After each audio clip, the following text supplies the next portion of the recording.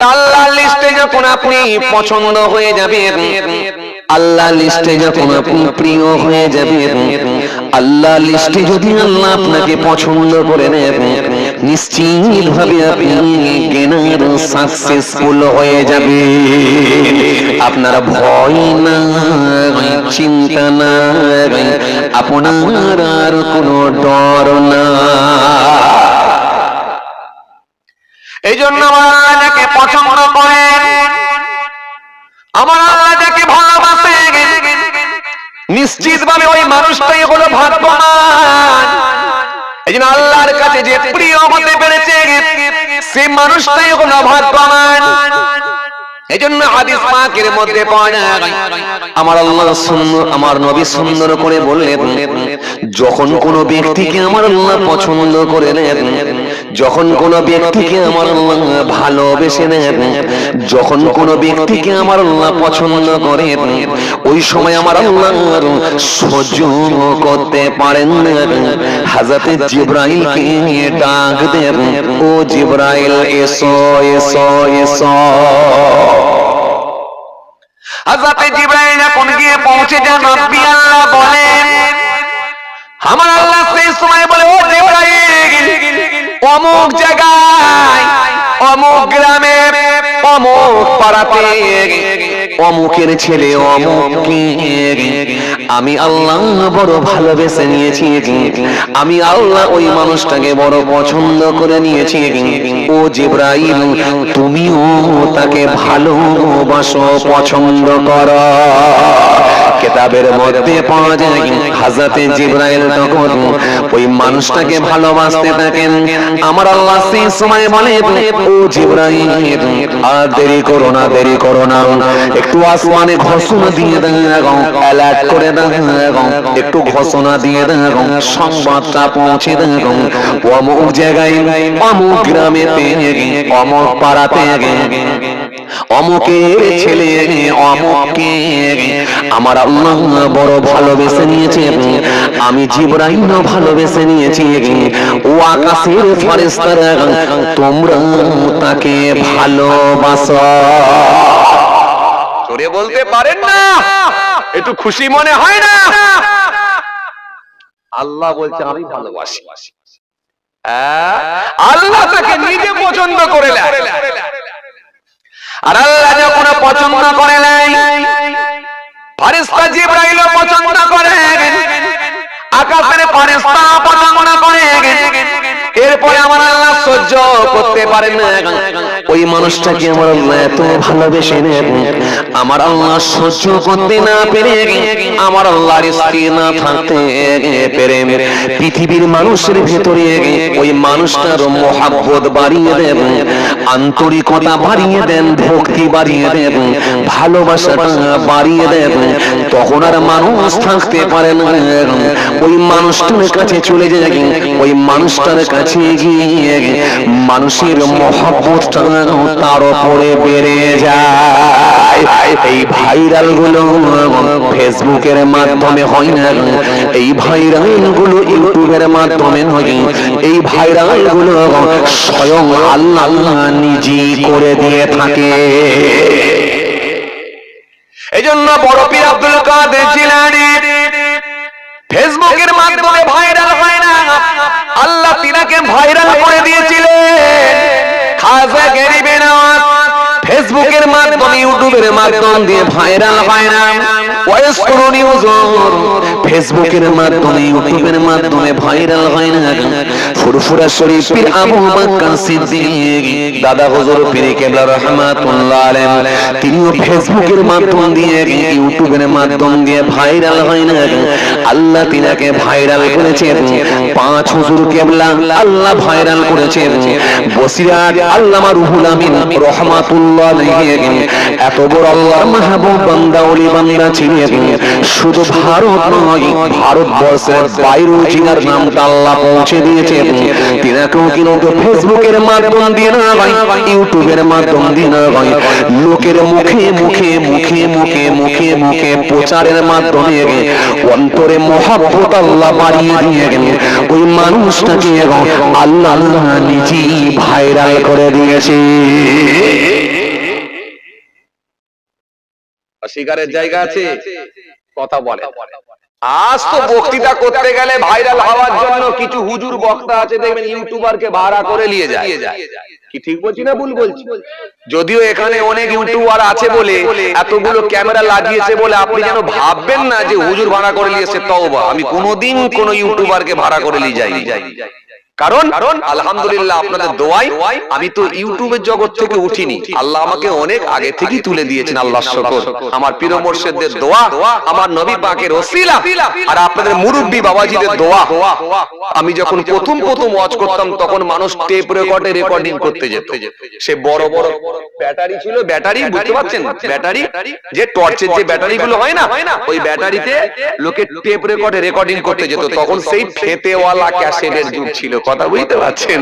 আজকের কথা বলিনি, অনেক আগেকার কথা বলছি। তারপরে সিডি ক্যাসেট বেরোলো, সিডি গোল গোল ক্যাসেট, তারপরে চিপে রেকর্ড হতো। এখন সব মোবাইলে হয়ে যাচ্ছে, ইন্টারনাল মেমোরি আছে, এতেই রেকর্ড হয়ে গেল। আবার ইউটিউবে দিলেন, ইন্টারনেটের মাধ্যমে আপনার হাতে চলে আসছে। তো সুতরাং আপনাকে আমি যেটা বোঝাতে চাইছিলাম, তার মানে আমি কিন্তু ভাড়া করে কখনো কোনো ইউটিউবার নিয়ে যাই না। আলহামদুলিল্লাহ, এরা ভালোবাসে, আমি গেলে চলে আসে, এই টাকাই। কিন্তু কিছু বক্তা ওয়াইজিন তারা ভাড়া করে করে ইউটিউবার নিয়ে যায়, এটা অস্বীকারের জায়গা না। যাক, যেতে হবে, অসুবিধা কিছু নেই। নতুন বক্তা ওয়াইজিন থাকলে নিজেতেই পারে, এতে আমার কোনো আপত্তি নেই।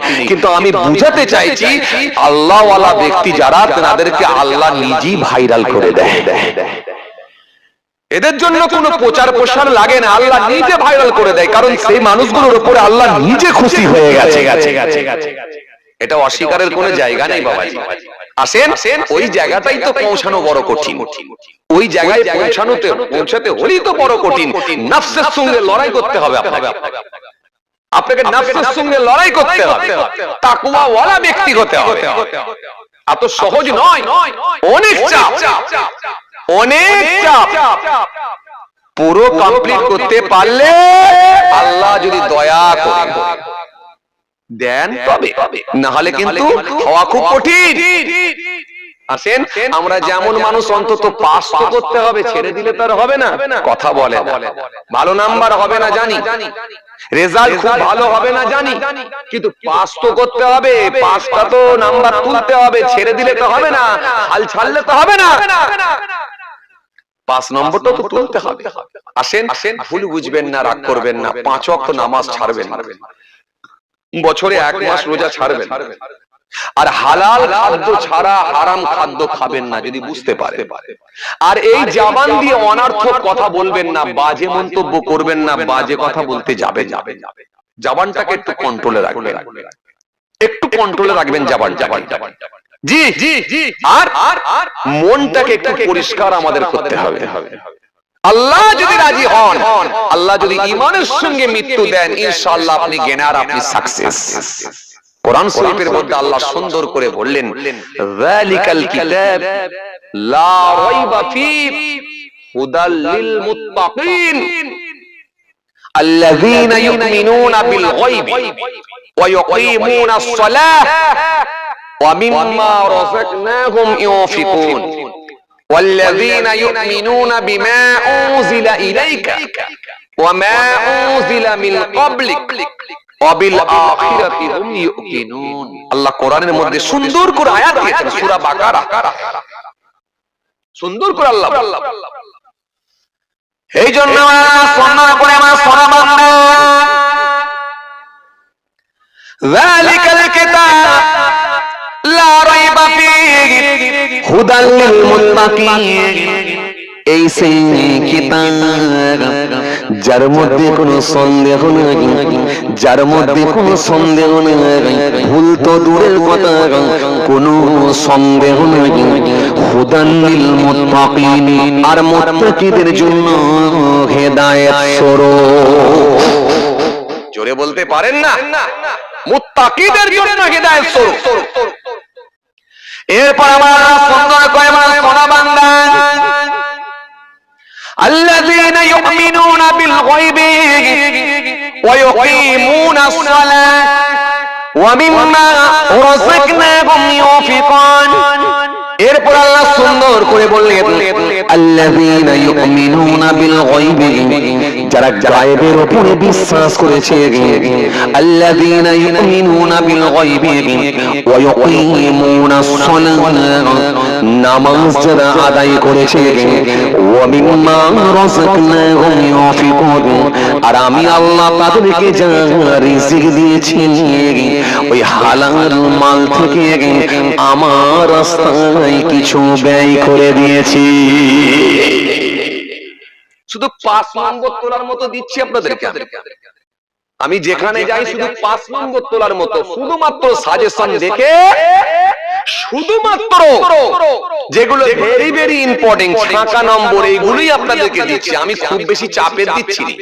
তাহলে তো বলতাম তাহাজ্জুদ পড়ো, তাহলে তো বলতাম চাস পড়ো, তাহলে তো বলতাম ইশরাক পড়ো, তাহলে তো বলতাম আবাবিল পড়ো, তাহলে তো বলতাম অনেক নফল রোজা করো, তাহলে তো বলতাম অনেক সুন্নতের উপরে পাবন্দী হন, অনেক বেশি ইবাদত করেন বলতাম।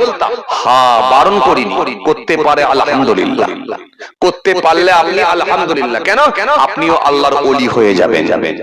জোরে বলতে পারেন না? নবীর দরজা বন্ধ হলে কিন্তু ওলির দরজা কথা বলে না, ওলির দরজা খোলা। আপনি ওলি হয়ে যাবেন, চেষ্টা করলে ভালো নাম্বার পাবেন, এটা একদম ঠিক। কিন্তু ভালো নাম্বার যদি নাও পায়, তার হলো থার্ড ডিভিশনে পাসটা তো করতে হবে রে বাবা। আরে কথা বলছেন না কেন? কেউ হায়ার নাম্বার পাবে, হ্যাঁ মাধ্যমিকে স্টার মার্ক পাবে, লেটার পাবে, আবার কেউ থার্ড ডিভিশনে পাস করবে। দুটো স্টুডেন্ট কিন্তু সমান নয়। তার যে আপনার কি বলে, দুটো স্টুডেন্ট সমান নয়, তার যোগ্যতা দক্ষতা অনেক বেশি। যে হায়ার নাম্বার পেয়েছে, কিন্তু এই ছেলেটাও তো বলতে পারবে, ভালো নাম্বার না হলেও বলতে তো পারবে আমি মাধ্যমিক পাস। কথা বলে না, মাধ্যমিক পাস এটা তো বলতে পারবে। তার মানে আমাদেরকে এখন যা অবস্থা, কোন রকমে 5 নম্বর তুলে বেরোতে হবে, না হলে কোনো রাস্তা নাই, কোনো রাস্তা নাই। এই জন্য আসলে বাবাজি আমার মায়ের আল্লাহ সুন্দর করে বললেন, এক নম্বরে কে? আল্লাযীনা ইউমিনুনা বিল গায়বি, যারা গায়েবের উপরে বিশ্বাস করবে, যারা গায়েবের উপরে বিশ্বাস করবে। আল্লাযীনা ইউমিনুনা বিল গায়বি ওয়া ইউকিমুনাস সালাহ, নামাজ আদায় করবে, ওয়া মিম্মা রাযাকনাহুম ইউনফিকুন, আর আমি আল্লাহ তাদেরকে যা রিজিক দিয়েছি তা থেকে আমার রাস্তায় কিছু ব্যয় করে দেবে। জোরে বলতে পারেন না? তাহলে কটা কাজ বললাম? কথা বলে কটা কাজ? এর ভেতরে কটা কাজ বললাম এখন পর্যন্ত? কটা কাজ বললাম বাপ? 5টা বললাম, এখন 2টো বললাম। এখন কটা? এই আয়াতের মধ্য দিয়ে কটা বললাম কাজ? আবার শোনেন, 1 নম্বরে কি গায়েবের উপরে বিশ্বাস করবেন, না দেখে বিশ্বাস। তার মানে কি? জোরে বলেন, এটাই হলো ঈমান। না দেখে বিশ্বাস করা, এটাই হলো ঈমান। গায়েবের উপরে বিশ্বাস করবে, না দেখে আল্লাহর উপরে বিশ্বাস করা, মেনে নেওয়া। দ্বিতীয় নম্বরে কি? আল্লাহ বললেন 2 নম্বরে কি? দ্বিতীয় নম্বরে তারা সালাত আদায় করবে। আর 3 নম্বর হলো আমি যা তাদেরকে রিজিক দিয়েছি হালাল মাল থেকে কিছুটা আমার রাস্তায় ব্যয় করবে। কাজ কটা? এখনো পর্যন্ত 3টে, এরপরে একটু বাড়তে পারে, সেটা পরে আসছে। এখনো পর্যন্ত 3টে। তাহলে 1 নম্বরে ছিল কি? গায়েবের উপরে বিশ্বাস। এটার নাম কি? এটার নাম হলো ঈমান। কিন্তু ঈমান আনাটা কি? জোরে বলেন, ঈমান আনা কি? ঈমান আনা কি? সুন্নত, ওয়াজিব, ফরজ, মুস্তাহাব, মুস্তাহসান, নফল, কোনটা ঈমান আনা কি?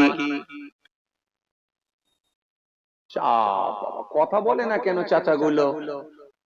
হ্যাঁ, ঈমান আনা যদি ফরজ হয় তো ফরজ কয় প্রকার? ফরজ কয় প্রকার? কথা কয় না, জানেন না? ভাই জানে না, ক্লিয়ার কথা। সুন্দর বলেছে কি? আচ্ছা আপনারা বলেন তো, ঈমান আনা যদি ফরজ হয়, ফরজ কয় প্রকার? আরে বাবা গুনে বলেন না রে বাবা। নামাজ পড়া ফরজ, রোজা রাখা ফরজ, হজ করা ফরজ, যাকাত দেওয়া ফরজ। আরে কত ফরজ আছে, গুনে বলেন না। এ বাবাজি আমার ভাইরা শুনে কেনেন, আমি আপনাদের যে কথা বলতে বলতে চলে এলাম, তাহলে আল্লাহ প্রথমে কি বললেন? আল্লাযীনা ইউমিনুনা বিল গায়বি, যারা গায়বের উপরে বিশ্বাস করবে।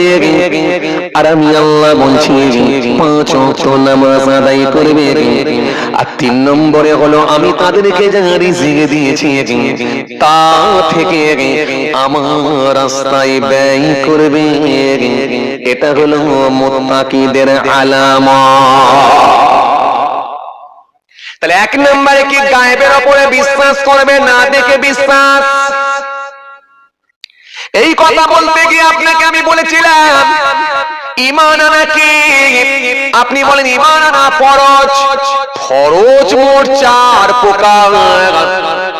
ফরজ মোট 4 প্রকার।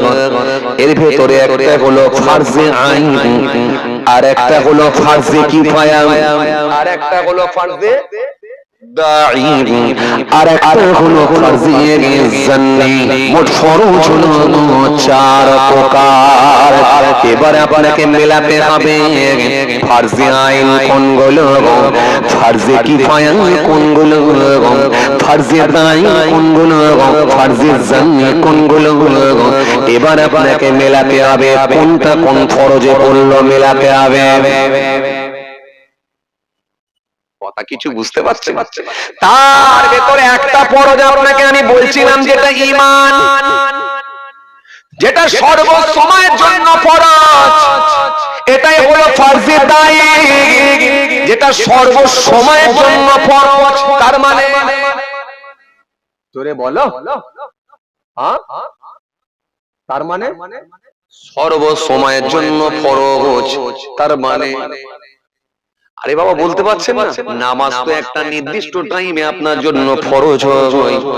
আপনি যদি মনে করেন জোহরের নামাজ রাত 8টার সময় পড়বো, হবে না। রাত 8টার সময়ের নামাজ, এশার নামাজ যদি বলেন বিকেল 4টার সময় পড়বো, হবে? কথা হবে না। ও বাবাজি আমার ভাইরা, কিন্তু এমন একটা ফরজ যেটা সর্বসময়ের জন্য ফরজ। সর্বসময়ের জন্য ফরজ। রাতে যেমন ফরজ, দিনে তেমন ফরজ, সকালে যেমন ফরজ, বিকালে তেমন ফরজ, সর্বসময়ের জন্য ফরজ। গাড়িতে যেমন ফরজ, মাঠেতেও তেমন ফরজ। মানে এই ফরজটা আপনাকে সর্বসময় বাঁচিয়ে রাখতে হবে। তার মানে সেটা কোন ফরজ? জোরে বলো। ঈমান। এই তো মিলে গেল। তাহলে এত কিন্তু কিন্তু করে বলছেন কেন? আমি তো আপনার কথাই বলছি। ঈমান। কেননা ঈমানের গুরুত্ব সবথেকে বেশি। ইন্নাল্লাযীনা আমানু ওয়া আমিলুস সালিহাত কানাত লাকুম জান্নাতুল ফিরদাউসি নুজুলা।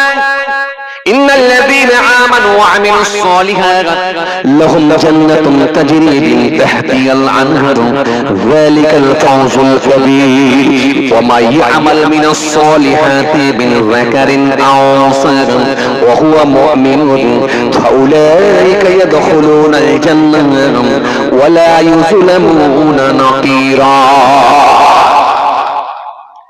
এইজন্য আল্লাহ সুন্দর করে বলে 1 নম্বরে ঈমান।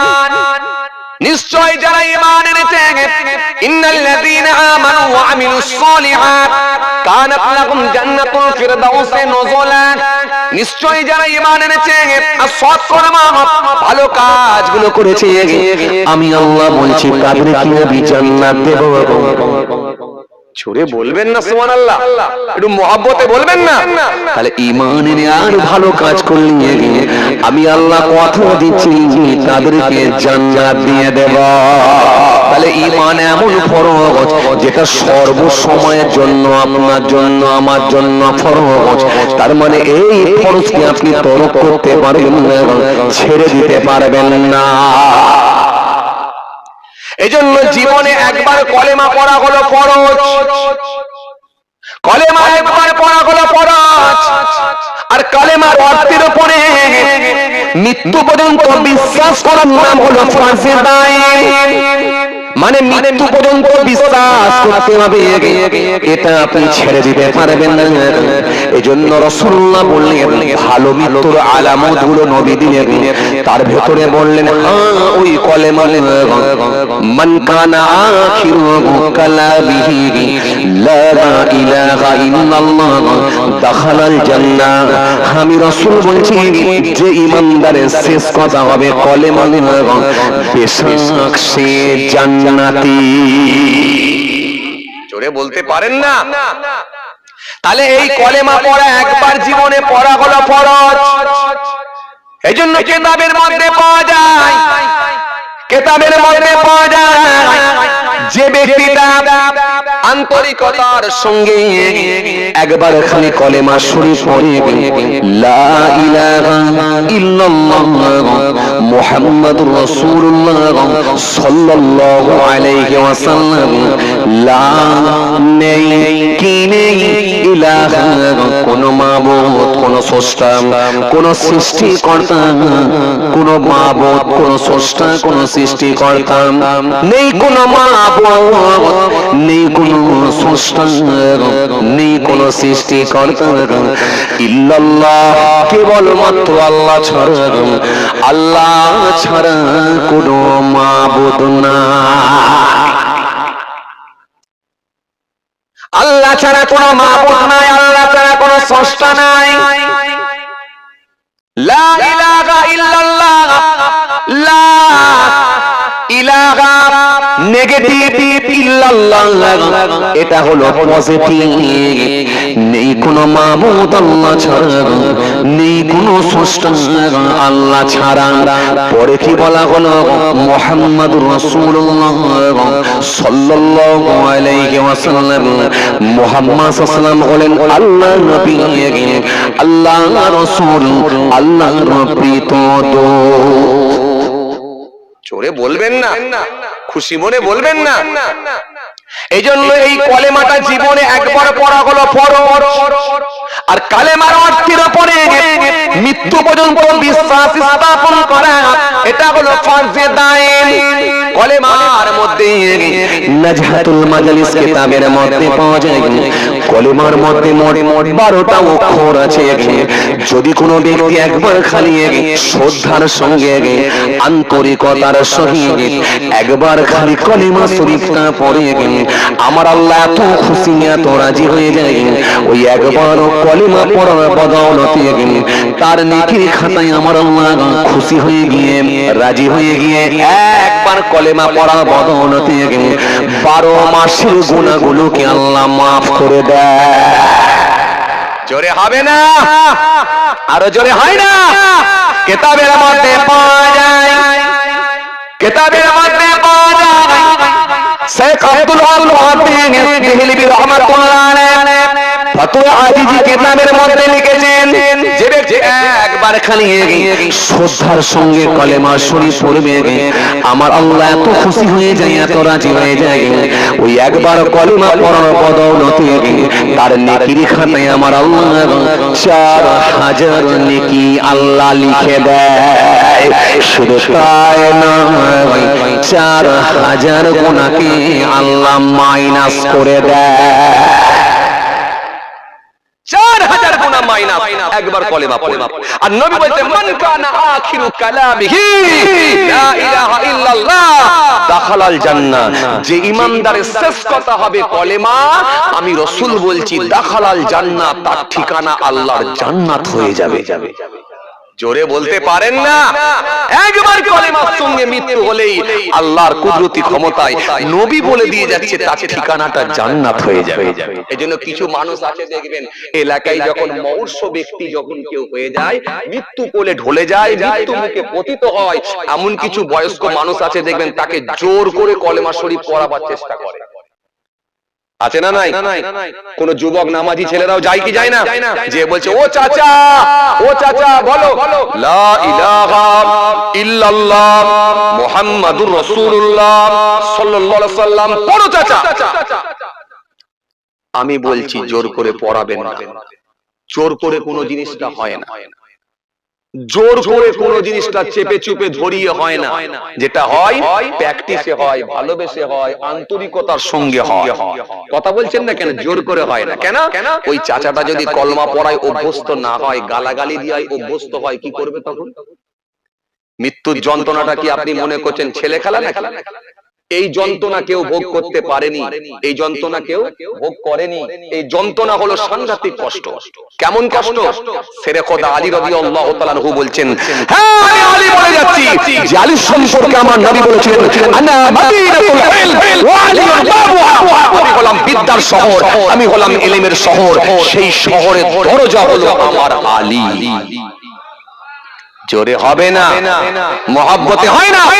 আমি বলছি আমি ইলমের শহর, শহরের দরজাটা হলো, গেটটা হলো আমার আলী। সে হযরতে আলী রাদিয়াল্লাহু তাআলা আনহু বলছেন আমি আল্লাহর শপথ করে, আল্লাহর কসম করে বলি, কুদরতি ক্ষমতার কাছে সব ক্ষমতা হার আমার, আমি আলী যে কুদরতি হাতে আমার জীবন, সে আল্লাহর শপথ করে কসম করে বলি তরোয়ালের 1000 আঘাত মৃত্যু কষ্ট অপেক্ষা সহজ।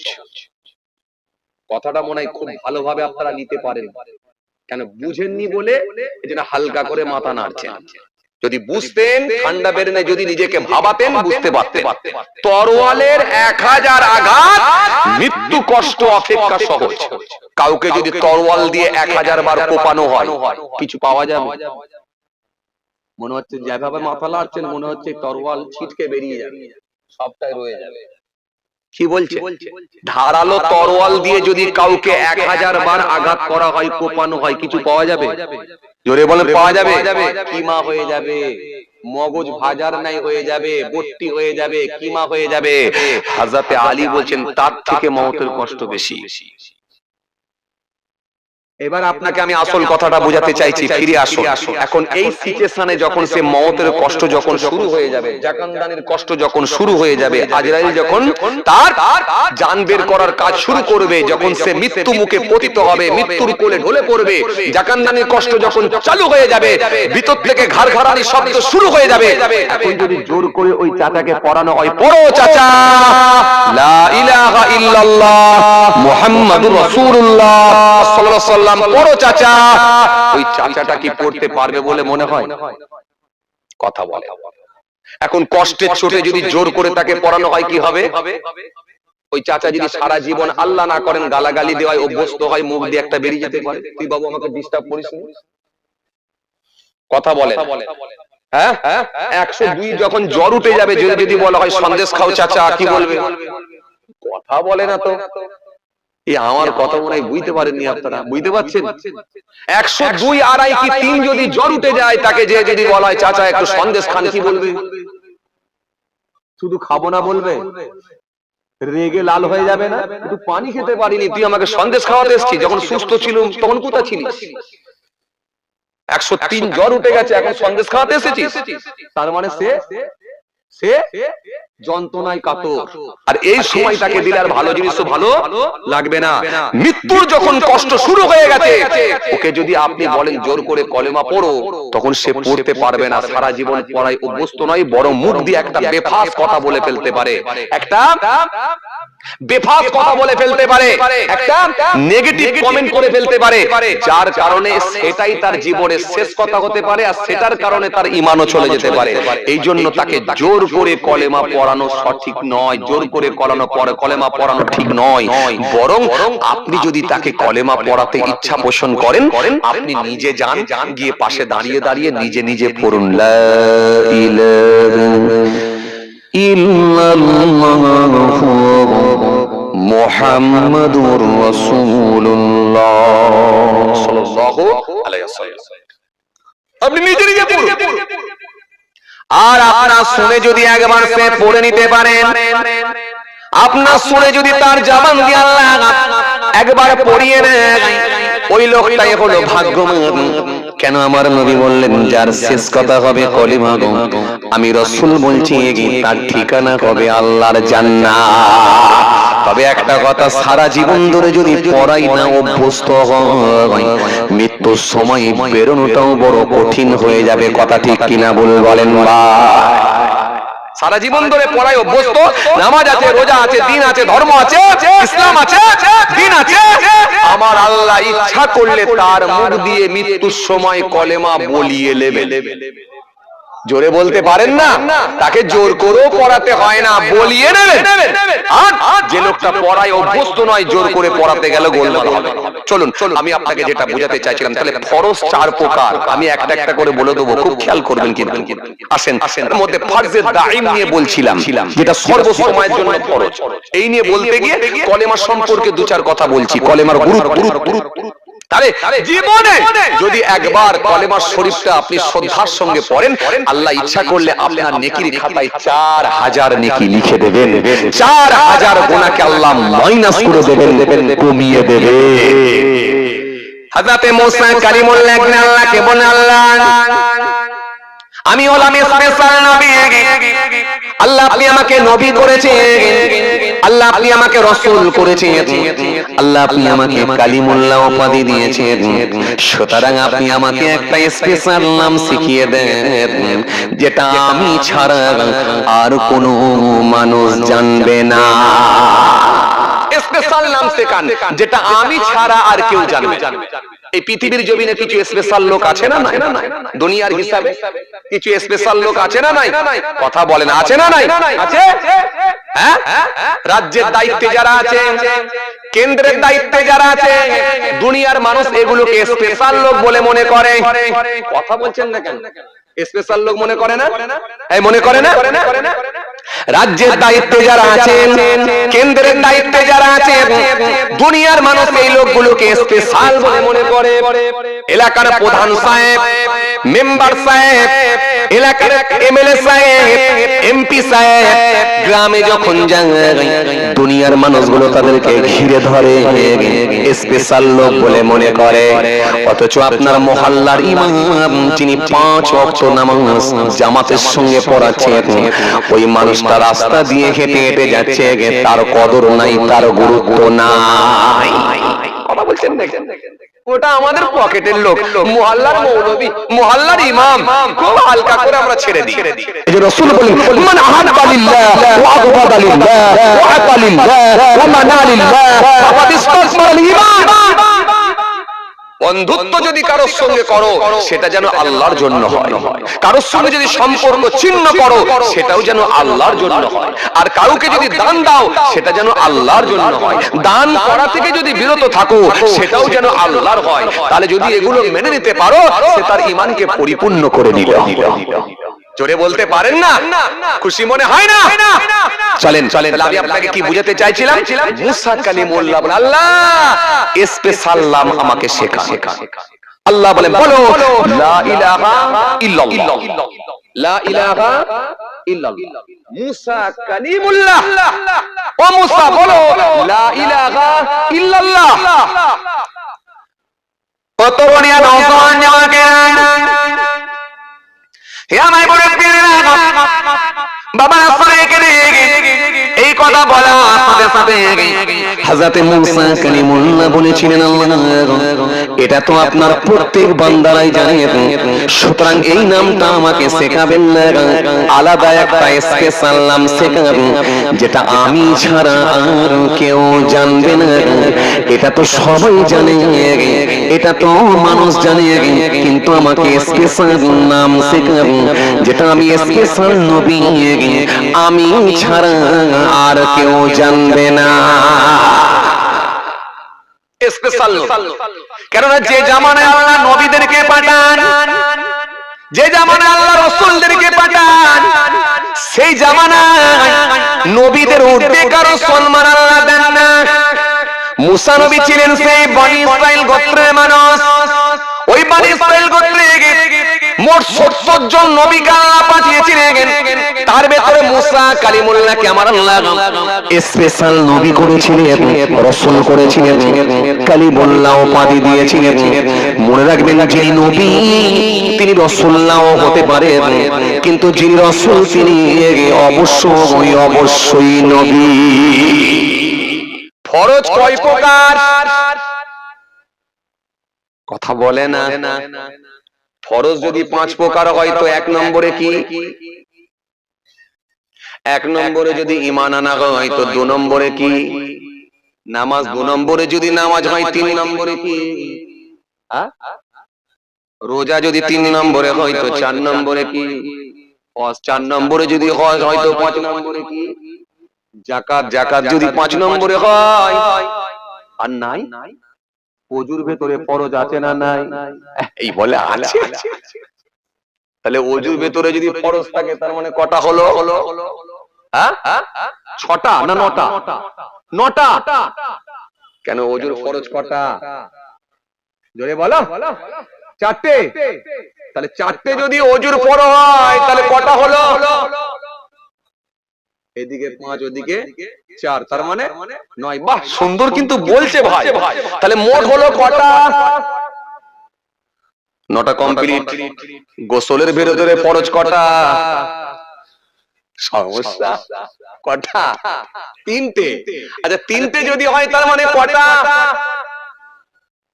12টা। এই 12টাই শেষ। আর কিছু আছে? বলে বার করেন। সব আমি বার করবো, আপনারা একটু খুঁজে খাজে দেখবেন না। আরে পকেটে হাত ভরেন না, দেখেন না কিছু বেরোয় নাকি? আর নেই? হ্যাঁ আছে। নামাজ পড়া বললেন ফরজ। আচ্ছা, এবারে বলেন নামাজের ভিতরে কটা ফরজ? 13টা। 13টার আগে কটা বললেন? কথা বলেনি কেন? কটা হলো? 12 আর 13 25। আচ্ছা, 25টা যদি হয় গোসল হয়েছে, তায়াম্মুমের ফরজ কটা? জীবনে তায়াম্মুম আপনারা করেছেন? চা বাবা, কথা বলেনি কেন? জীবনে তায়াম্মুম করেছেন? কোনদিন করেননি? চাচারাও করেননি? এই শীতে তায়াম্মুম করছেন না? হাই আল্লাহ, আল্লাহ ফেসালিটি দিয়েছে আর আপনি কাজে লাগাবেন না। চাচা, এই শীতেতে তায়াম্মুম করছেন না? শর্তের মধ্যে কি পড়ছেন আপনার? শর্তগুলো মিলিয়েছেন? শর্তগুলো মিলিয়েছেন? কি বিপদে পড়েছি বলো দেখি। ঠান্ডা পানিতে উজু করছেন? হ্যাঁ, এই ভোরবেলা মোটরের পানিতে উজু?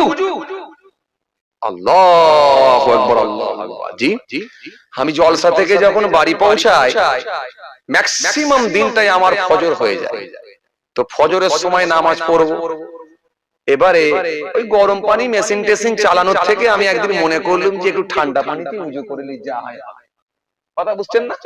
এই মনে করে যেই মোটরের পানি খালি ট্যাপটা ঘুরিয়েছি, খালি 2 হাত এই পর্যন্ত কবজি পর্যন্ত হয়েছে, হয়ে আর কিছু বুঝতে পারিনি। হাত পুরো অসার হয়ে গেছে। আমি তো চিন্তা করছি, বুড়ো লোক চাচাও এই ঠান্ডা পানিতে উজু। আল্লাহু আকবার, আল্লাহু আকবার। গরম পানিতেও নয়। আল্লাহু আকবার। চাচা কি বলছেন? পাগড়িওয়ালা চাচাটা কি বলছে? গরম পানি না ঠান্ডা পানি? কল টানলে গরম পানি বেরো। এই লাইনে যেতে চাইছিলাম আমি। আল্লাহ সুযোগ করে দিলেন, ব্যবস্থা করে দিলেন। বান্দা, তোমার মোটর ছাড়ো, টিউবওয়েলে পানি টানো। শীতকালে আমি আল্লাহ তোমার জন্য নিচে থেকে গরম পানি দেব। আর গ্রীষ্মকালে যখন তাপমাত্রা 44 ডিগ্রি 43 ডিগ্রি উঠে যাবে, ওই গরম পানি, ট্যাঙ্কের পানি তুমি খেতে পারবে না, গোসলও করতে পারবে না। কিন্তু টিউবওয়েল যখন টানবে, আমি আল্লাহ কুদরতি ক্ষমতায় ফ্রিজের পানি ভেতর থেকে বের করে দেব। এটাই তো কুদরতি ক্ষমতা, অস্বীকারের জায়গা নাই। আপনি যদি একটু ভাবেন একটু যদি আপনি ভাবেন আল্লাহর কুদরতি ক্ষমতা নিয়ে যদি একটু মনে করেন, নিজেকে যদি একটু ভাবান, নিশ্চিত ভাবে আপনি আল্লাহর কুদরতি ক্ষমতার কথা যদি একটু মনে করেন, আপনি নাক আর কপাল দিতে সিজদা দিতে আপনি বাধ্য হবেন। আপনি নামাজের পাটিতে সিজদায় চলে যেতে বাধ্য হবেন যদি আপনি একটু ভাবেন। আল্লাহর নিয়ামত নিয়ে বলে আপনাকে শেষ করা যাবে না। কিন্তু বড় আফসোস, আমরা নিজেরা ভাবি না, নিজেদেরকে ভাবাই না। গোলমালটা এখানে। চলুন আলোচনায় ফিরে আসি, নাহলে শেষ করতে পারবো না। তাহলে এখন পর্যন্ত আপনারা ফরজের হিসাব কটা দিলেন? 25টা। তায়াম্মুম ধরেননি, তায়াম্মুম ছাড়াই, মানে তায়াম্মুম জীবনে কোনোদিন করেনি, ওই জন্য হিসাবটাও জানে।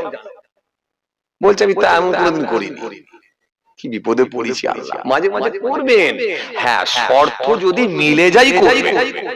তাহলে শুধু শুধু যেন করতে যাবেন না, করবে। কেন আল্লাহ আপনাকে জরুরতের মাসলা দিয়েছেন, তো চাপ কি আছে? সুযোগ যখন দিয়েছে আপনি কেন কাজে লাগাবেন? আপনি মুসাফির হয়ে গেছেন, কেন 4 রাকাত নামাজ পড়তে যাবেন? পড়ুন, 2 রাকাত পড়বেন তো আপনি। কেন আপনি পড়বেন? 2 রাকাত পড়বেন তো আপনি। আপনি মুসাফির হয়ে গেছেন, আপনার জন্য জুম্মাও লাগবে না। মুসাফির হয়ে গেছেন, জামাতও লাগবে না। আরে মুসাফির হয়ে গেছেন, রোজাও লাগবে না, রোজাও লাগবে না। এই কথা বলে দিলে আবার কিছু বুড়ো লোক আছে, দূরে যদি বিয়াই বাড়ি থাকে আবার বিয়াই বাড়ি পালাবে রোজার মাসে। কথা বলে, এই কথা বলে দিলে কিছু বয়স্ক বুড়ো লোক আছে, দেখবেন দূরে যদি বিয়াই বাড়ি থাকে রোজার মাসে বিয়াই বাড়ি পালাবে, বলবে রোজাও লাগবে না বলেছে হুজুর। না, এর সঙ্গে একটু ভেঙে দিই, রোজার মাসে রোজা লাগবে না যেহেতু আপনি মুসাফির হয়েছেন, তবে ফিরে এসে তো আপনাকে রাখতে হবে। কথা বলে, যে কটা রোজা ছেড়েছেন সে কটা রোজাই কিন্তু আপনাকে আদায় করতে হবে, পূরণ করতে হবে রোজা। কিন্তু জুম্মা আপনার জন্য ছাড়, আপনার জন্য জামাতও মাফ, ছাড়। কিন্তু সমস্যা তো একটা আছে। আছে বলতে কি বলেন দেখিনি? আপনার বিআই সাহেব জুম্মার দিনে, আজকে তো জুম্মা গেল না আজকে, এই জুম্মার দিনে আপনার বিআই সাহেব বেলা 11টা 11:30টার সময় এসে যদি বিআই বাড়িতে এসে যদি শুয়ে পড়ে, বলে শরীরটা খারাপ লাগছে, উঠে জোহরের নামাজ পড়বো, পাড়ার লোকেরা ছাড়বে আপনাকে? কথা বলে, ছাড়বে? মাচায় বসে বসে কি বলবে বলেন দেখিনি? দেখেছিস অমুকের বাড়িতে অমুকের শ্বশুর এলো কি অমুকের বিয়া এলো, এত বড় দাঁড়ি, বড় জুব্বা, মাথায় পাগড়ি, জুম্মাটা পড়লো নি। কথা বলে, সমালোচনা করবে কি করবে না? এই করবে কি করবে না? করবে। এই জন্য বহু মানুষ খালি গুনাহগার হয়ে যাচ্ছে এই শুকনো পাপ করে। এগুলো নাম দিয়েছে শুকনো পাপ, মানে এক্সট্রা পাপ করছে, এক্সট্রা গুনাহ করে নিচ্ছে, শুকনো পাপ। রাসূল একটা হাদিস দিয়েছেন, তোমরা ধারণা করে কথা বলো না, আন্দাজে কথা বলো না। আন্দাজে কথা বলাটাই হলো মিথ্যা। ধারণা করে কথা বলাটাই হলো মিথ্যা, আন্দাজে কথা বলাটাই হলো মিথ্যা। আপনি ছেলের বিয়ে দিয়েছেন, খুব ভালো করে তাকান আমার দিকে, নাহলে ওয়াজ বুঝতে পারবেন। ছেলের বিয়ে দিয়েছেন, 1 সপ্তাহ হয়ে গেল, 1 সপ্তাহ পরে আপনার ছেলের সম্বন্ধী অর্থাৎ শালা বাবু আপনার বাড়িতে এসেছে, বুনাই বাড়িতে এসেছে একটা লাল কালারের চকচকে মোটরসাইকেল। ওই মোটরসাইকেল নিয়ে এসে যখন গেটের সামনে রেখেছে, বুনাই বাড়ির দরজার সামনে রেখেছে, রেখে যখন ভিতরে গেছে, সারা এলাকায় খবর হয়ে গেল অমুকের ছেলের 1 সপ্তাহ আগে বিয়ে হয়েছে আর মোটরসাইকেলটা আজকে ঢুকছে। কথা বলে না, কথা বুঝতে পারছেন কি বলছি? অথচ যান নিয়ে বলছেন যে যৌতুক নিয়েছে, ফোন নিয়েছে, মোটরসাইকেলটা ঢুকেছে, অথচ সে লোক নিজেই জানে না যে আমার নামে চারিদিকে ছড়িয়ে গেছে যে আমি নাকি মোটরসাইকেল নিয়েছি। তার মানে এটা সম্পূর্ণ আন্দাজে কথা, ধারণা করে কথা, ভিত্তিহীন কথা। এই কথাটা বলতে নবী বললেন, মানা করলেন, বারণ করছি, বলো না। আন্দাজে কথা বলাটাই হলো মিথ্যা। লম্বা হাদিস দিয়েছে, ওয়ালা তাসাব্বু ওয়ালা তাজাসসু ওয়ালা তাহাসাদু ওয়ালা তাদাবারু ওয়ালা তাবাগাদু ওয়া কুনু ইবাদাল্লাহ ইখওয়ান। লম্বা হাদিস, অত ডিটেইলস আমি যাচ্ছি না। তার মানে আপনাকে আমি কি বললাম, আসল জায়গায় চলে আসেন, যেটা নিয়ে বলতে বলতে চলে এসেছিলাম। তাহলে আপনাকে কি বললাম, তাহলে আপনি জুম্মার দিনে বিয়ে বাড়ি গিয়ে যদি মনে করেন জোহরের নামাজ পড়ে নেব, হুজুর বলেছে জুম্মা লাগবে না, শরীরটাও ঠিকঠাক ভালো নাই, জোহরের নামাজটা পড়ে নেব, তাহলে এলাকার লোকেরা আপনার বিরুদ্ধে সমালোচনা শুরু করে দেবে, আপনাকে ছাড়বে না। কত ব্যাপার বুঝতে পারছেন? এই জন্য কেতাব পড়া মানুষ হতে হবে এবং আন্দাজে কথা বলা যাবে না। একান্ত যদি কেতাবি জ্ঞান না থাকে, অন্তত বাজে মন্তব্য করার আগে আপনাকে ক্লিয়ারলি জানতে হবে সেই সম্পর্কে, সেই প্রসঙ্গ নিয়ে জানতে হবে। না জেনে আপনি বাজে কমেন্ট করতে পারবেন না। কেন? শরীয়ত যখন আপনাকে ছাড় দিয়েছে আর আপনি বিরোধিতা করছেন, সমালোচনা করছেন, আপনি শুকনো গুনাহ করে আপনি আল্লাহর দরবারে গুনাহগার হয়ে যাচ্ছেন। চলেন, তাকান, খেয়াল করেন, তাহলে জুম্মা আপনার জন্য ছাড়, আর জামাতও আপনার জন্য ছাড়। 4 রাকাত ফরজটা আপনি 2 রাকাত পড়বেন, ওয়াজিব নামাজ থাকলে সেটা পড়বেন। যদি আপনি মনে করেন সুন্নতে মুআক্কাদা পড়বো, আলহামদুলিল্লাহ পড়তে পারেন, সুন্নতে গায়ের মুআক্কাদাও আপনার জন্য লাগবে না। তাহলে এইগুলো আপনার জন্য আল্লাহ ছাড় দিয়েছেন, আল্লাহ ছাড় দিয়েছেন, না ছাড় দিয়েছেন। কিন্তু বাবাজি, আমার ভাইরা, আমি আপনাদের সামনে যে কথা বোঝাতে চাইছিলাম, তায়াম্মুমের প্রসঙ্গ নিয়ে বলতে বলতে চলে এলাম। তার মানে তায়াম্মুমটাও আল্লাহ আপনার জন্য ছাড় দিয়েছেন। ও বান্দা অসুস্থ, তুমি পানি ব্যবহার করতে পারছো না, ডক্টর তোমাকে বলেছে পানি ব্যবহার করা যাবে না, সে সময় তুমি তোমার রোগ বৃদ্ধি পাবে, তুমি তায়াম্মুম করো, তোমার জন্য আমি ছাড় দিয়েছি। তায়াম্মুমের ফরজ হলো 3টা। তায়াম্মুমের ফরজ হলো 3টা। তাহলে আগের হিসাব কটা ছিল? 25 আর 3 28। আর ফরজ বার করব, কথা বলে না, আর বার করব, তাহলে কটা হলো বুঝতে পারছেন? 28টা। আচ্ছা, আমি আপনাদের সামনে কি বুঝাতে চেয়েছিলাম বলেন দেখিনি? ঈমান নিয়ে বলছিলাম, তাই তো নাকি? একটা ছোট্ট আয়াত পড়েছিলাম। কি পড়েছিলাম বলেন? আপনাদের মুখস্থ আছে, বলেন। আল্লাযীনা ইউমিনুনা বিল গায়ব ওয়া ইউকিমুনাস সালাহ ওয়া মিম্মা রাযাকনাহুম ইউনফিকুন, তাই তো নাকি? হ্যাঁ, এই ছোট্ট আয়াত পড়েছিলাম। এই আয়াত পড়ে আপনাকে আমি যেটা বুঝাতে চেয়েছিলাম, যেটা গায়েবের উপরে বিশ্বাস, বলতে গিয়ে বলেছিলাম ঈমান আনাটা কি, আপনি বলেছিলেন ফরজ। এবারে বলেছিলাম ফরজ কয় প্রকার, মনে আছে আপনাদের? দেখেন, একদম কিন্তু মূল জায়গায় চলে এলাম। আমি কিন্তু ওয়াজ ছেড়ে যাওয়ার লোক নয়, যেখানে ছাড়বো সেখানেই আসবো, এটা আমার সিস্টেম। আসেন, খেয়াল করেন। তাহলে আপনাকে বলেছিলাম ফরজ কয় প্রকার, আপনি কিছু ফরজ বার করেছিলেন আর আমি কিছু আপনাকে ধরিয়ে দিলাম, দিয়ে গড়ে মোটামুটি একটা হিসাব করে 28টা পেয়ে গেলাম, তাই তো নাকি? এর থেকে বাড়ানো যাবে? আরো যাবে? কেন বলেন দেখিনি? হজ করতে গেলে তার ভেতরে কিছু ফরজ আছে, ওইখানে গিয়ে ফরজ, হজ করা যেমন ফরজ, আবার ওখানে গিয়েও কিছু ফরজ কাজ আছে। উমরা করতে গেলেও ফরজ আছে, জানেন তো নাকি? উমরার ফরজ কটা জানেন না? উমরার ফরজ হলো 2টো। ওয়াজিব কটা? ওয়াজিব হলো 2টো। যদি আমি এইভাবে আপনাকে আরো কিছু ধরাই, আরো কিছু ফরজ বেরোবে। চলেন, আলোচনাটা আবার সেই জায়গায় নিয়ে আসি, নাহলে বুঝাতে পারবো না। খেয়াল করেন, ঘুমিয়ে পড়েননি তো আপনারা? কথা বলে না। চাচা ঘুমিয়ে পড়লেন নাকি? যাক, মাশাআল্লাহ। রমজান করেছো তুমি বছরের সেরা, গুনাহগারদের জন্য এ মাসে কসিলা। রমজান করেছো তুমি বছরের সেরা, গুনাহগারদের জন্য এ মাসে কসিলা। ধরে নিতে হবে গো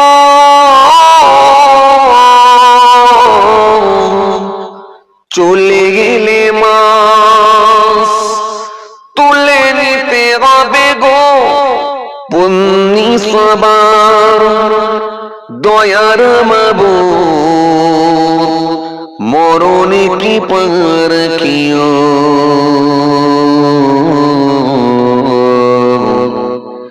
কালেমা নসিব দিও। রমজান মাস করে দিও,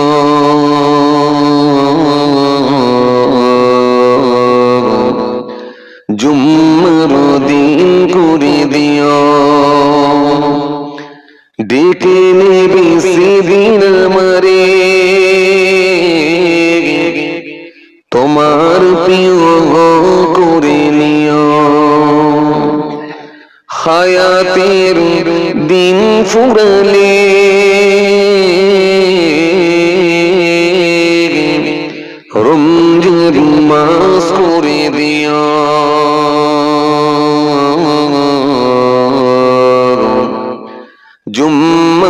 দিন করে দিও, কলেমা নসিব মোর দিও,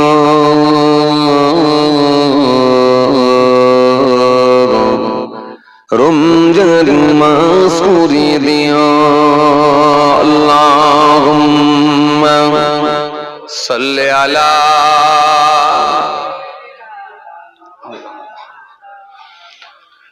ওয়া আলা আলি সাইয়্যিদিনা। প্রথমত আমাদের মনে রাখতে হবে আমরা হলাম ইসলাম ধর্মের মানুষ। ইসলাম, ISLAM, Islam, I for eyes, for soul, L for Lord, A for world, A for mankind, I soul love all mankind। আমার উচিত সারা বিশ্বের মানুষকে ভালোবাসা। যিনি সারা বিশ্বের মানুষকে ভালোবাসতে পারলেন তিনি প্রফেট মুহাম্মদ মুস্তাফা সাল্লাল্লাহু আলাইহি সাল্লামের একটা আদর্শকে অনুসরণ করলেন। কোন নবী? যে নবী সম্পর্কে আল্লাহ কোরআনের মধ্যে বলেছেন, ইয়া আইয়ুহাল্লাযীনা আমানু ইসতাজিবু লিল্লাহ ওয়া লির-রাসূল ইযা দাআকুম, ইয়া আইয়ুহাল্লাযীনা আমানু লা তারফাউ আসওয়াতাকুম ফাওকা সাওতিন নবী মা আতাকুম রাসূল ফাখুযুহু ওয়া মা নাহাকুম আনহু ফান্তাহু। ইয়া আইয়ুহাল্লাযীনা আমানু আমিনু বিল্লাহি ওয়া রাসূলিহি ওয়াল কিতাবিল্লাযী নাযালা আলা রাসূলিহি ওয়াল কিতাবিল্লাযী আনজালা মিন ক্বাবল ওয়া মা ইয়াকফুরু বিল্লাহি ওয়া মালাইকাতিহি ওয়া কুতুবিহি ওয়া রাসূলিহি ওয়াল ইয়াউমিল আখির ফাকাদ দাল্লা দালালান বাঈদ। একাধিক জায়গায় তার হাবিবুল্লাহর শান নিয়ে আল্লাহ তুলে ধরেছেন। আজকে সেই হাবিবুল্লাহকে ভালোবেসে এই সুন্দর মাহফিল অনুষ্ঠিত হয়েছে।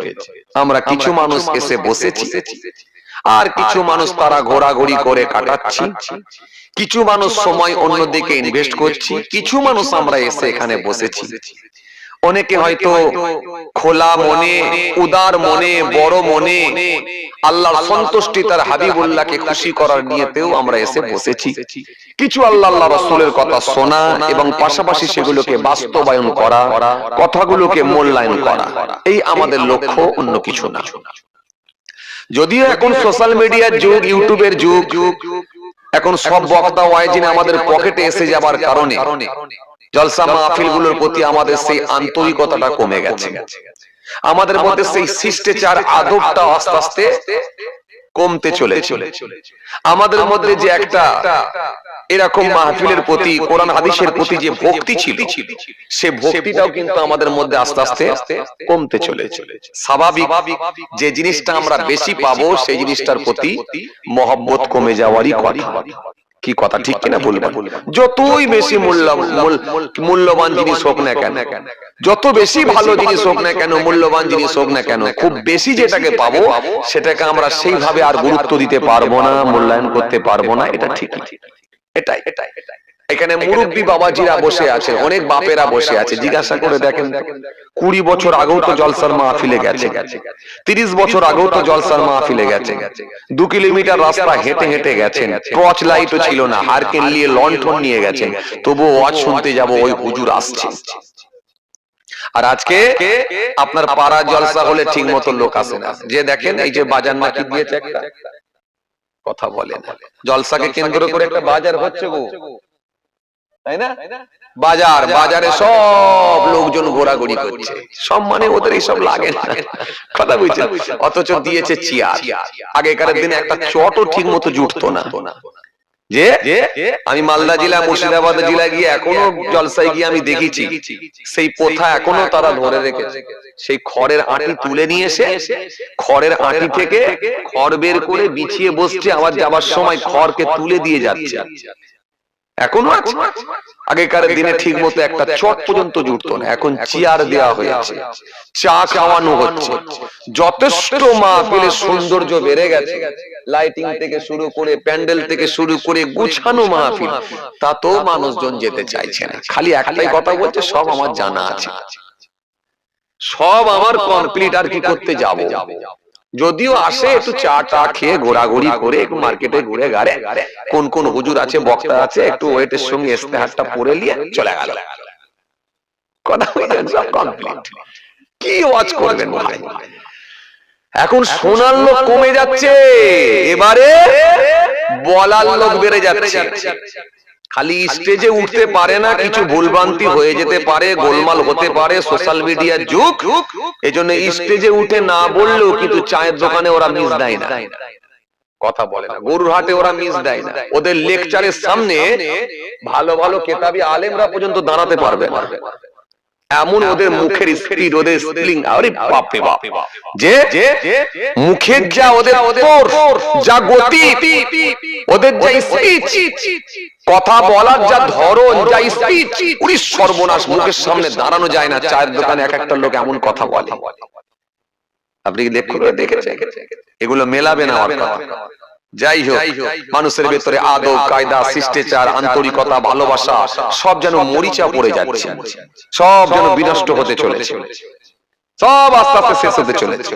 আর যত এগুলো কমে যাচ্ছে, আল্লাহর গজব তত আসছে। মানুষকে দিয়ে আল্লাহ মানুষকে ঠান্ডা করছে। এই যে এসআইআর এখন লাগু হয়েছে, চালু করেছে, জি, কোটি কোটি মানুষকে ডি ভোটার বানাতে চলেছে, নাগরিকত্বহীন করে দিতে চলেছে, বাস্তুহীন করে দিতে চলেছে, ডাউটফুল ভোটার বানাতে চলেছে, ডি ভোটার বানাতে চলেছে। সংখ্যালঘু এলাকাগুলোতে খবর নিয়ে দেখবেন, 500 ভোটার যদি থাকে, 300 ভোটার, 350 ভোটারের কাছে হিয়ারিং পৌঁছে গেছে, নোটিশ পৌঁছে গেছে, হিয়ারিং এর ডাক এসে গেছে। জিজ্ঞাসা করে দেখো সংখ্যালঘু এলাকাগুলো সব আছে, তাও প্রথমে দেখে নিল ফর্ম ফিল আপটা করতে পারে কিনা। যখন দেখলো বুক ফুলিয়ে সব, এরা সব 2002 এর লিস্ট ধরে ফর্ম ফিল আপ করে জমা দিয়েছে, এবারে বলছে চলো হিয়ারিং এ এসো। কারণ অনেকগুলো হতে পারে, বয়সের ডিফারেন্স হতে পারে, বাপের সঙ্গে বেটার বয়সের ডিফারেন্স হতে পারে, কারণ অনেকগুলো হতে পারে, হ্যাঁ, নামের স্পেলিং এর গোলমাল হতে পারে, পদবীর গোলমাল হতে পারে। আবার যদি তাও না হয়, 6টা ছেলে যদি হয়, তাও হিয়ারিং আসতে হবে। 6টা ছেলে কেন তোমার হবে? কথা বুঝতে পারছেন? 6টা ছেলে হওয়া মানে অপরাধ। আবার অনেকে 6টা ছেলে নেই, 4টে ছেলে, তাকে আবার 6টা ছেলে বানিয়ে দিয়েছে, কথা বলে। আমি সোশ্যাল মিডিয়ায় দেখছিলাম এক লোক, তিনি ফেসবুকে এসে বাইট দিচ্ছেন, জিজ্ঞাসা করছে মিডিয়া আপনাকে হিয়ারিং এ কেন ডেকেছে? বলছে আমার 4টে ছেলে, কিন্তু নোটিশ আমার কাছে এসেছে 6টা ছেলে বলে, তো আর 2টো ছেলে কোথায় গেল খুঁজতে বেরিয়েছি আমি। কথা বুঝতে পারছেন না?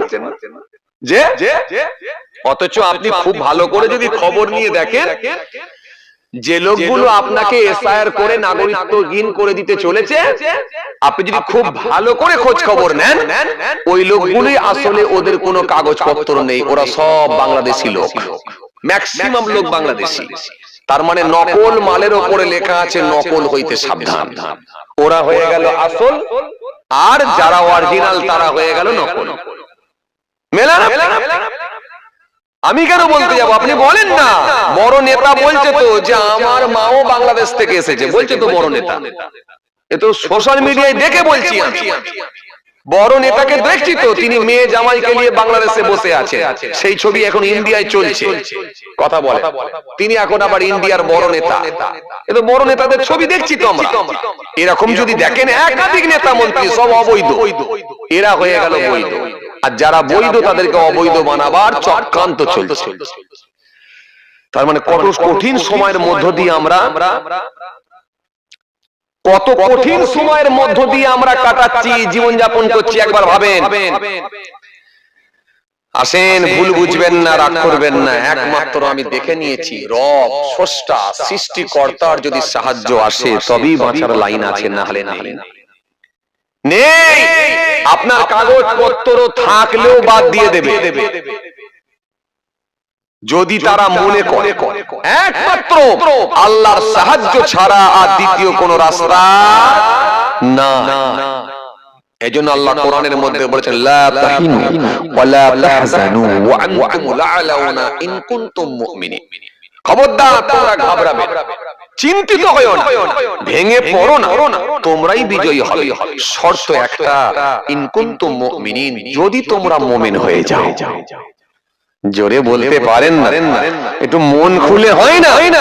যদি তোমরা মুমিন হও, তোমাদের কোনো তোমাদের কোনো চিন্তা নাই, কোনো টেনশন নাই, তোমরাই বিজয়ী হবে। আবার অন্য জায়গায় আল্লাহ বলে ফাজকুরুনি আযকুরকুম, বান্দা আমাকে স্মরণ কর, ডাক, আমি আল্লাহ কথা দিচ্ছি আমিও তোদের স্মরণ করব। আবার অন্য জায়গায় আল্লাহ বলছেন ওয়াস্তাঈনু বিস-সাবরি ওয়াস-সালাহ, বান্দা তোমরা ধৈর্য, সবর, ওয়াস-সালাহ, নামাজের মাধ্যমে আমার দরবারে দোয়া চাও, আমি আল্লাহ কথা দিচ্ছি তোমাদের দরখাস্ত কবুল করে নেব। মাল্লাহুল মাওলা ফালাহুল কুল, বান্দা যখন আল্লাহর হয়ে যাবে, আমি আল্লাহ কথা দিচ্ছি তার হয়ে যাব। যে বান্দা আল্লাহর হয়ে যায়, কুল মাখলুকাত তার গোলাম হয়ে যায়। খাজা গরিবে নওয়াজকে তো পাথর ছুঁড়ে মারতে চেয়েছিল তো জাদুঘর। খাজা গরিবে নওয়াজ তো আঙ্গুলের ইশারা দিয়ে বলেছিলেন, এই পাথর যদি আল্লাহর নির্দেশে যদি পড়ে তাহলে আমার কোনো আপত্তি নাই, আর যদি কোনো মানুষে আমাকে মারার জন্য ফেলে, এ পাথর যেখানে আছিস ওখানে ওইভাবেই রয়ে যা।